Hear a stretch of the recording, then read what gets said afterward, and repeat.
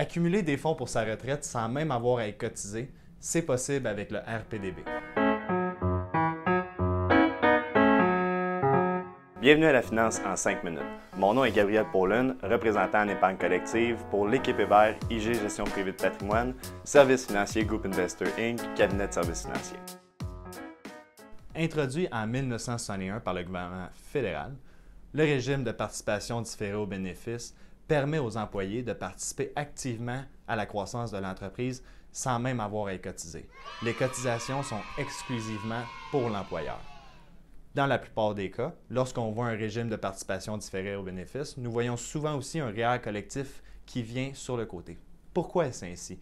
Principalement parce que lorsque l'employeur cotise au REER collectif d'un employé, il doit lui remettre un salaire supplémentaire et donc par le fait même payer des charges sociales, payer la RRQ, la CSST et j'en passe. Donc, lorsqu'il cotise directement au RPDB, il paye moins d'impôts.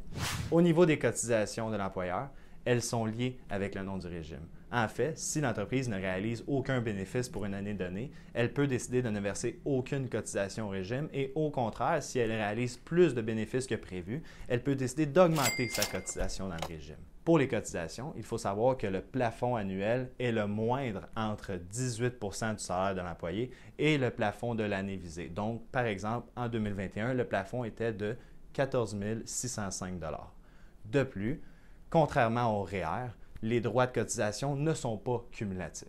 Sur le plan fiscal, pour l'employé, les cotisations ne sont pas imposées, mais viennent créer un facteur d'équivalence qui vont venir réduire ces cotisations REER à la fin de l'année. Pour l'employeur, les cotisations sont déductibles de son revenu et sont exemptées des charges sociales autant fédérales que provinciales.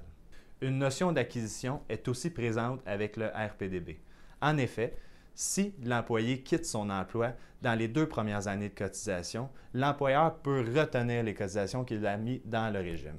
Après cette période définie, dans la plupart des cas de 2 ans comme on vient de le spécifier, l'employé peut utiliser les cotisations de l'employeur pour faire face aux imprévus dans le cadre du REP ou du RAP, en plus de profiter des rendements à l'abri de l'impôt.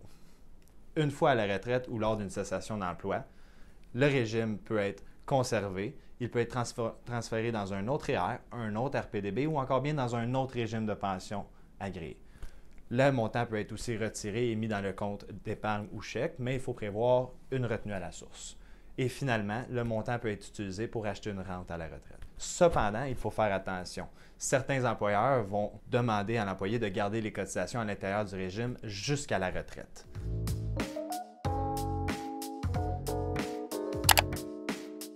Merci d'avoir regardé cette capsule. En espérant que vous avez apprécié le sujet, on se retrouve dans une prochaine capsule.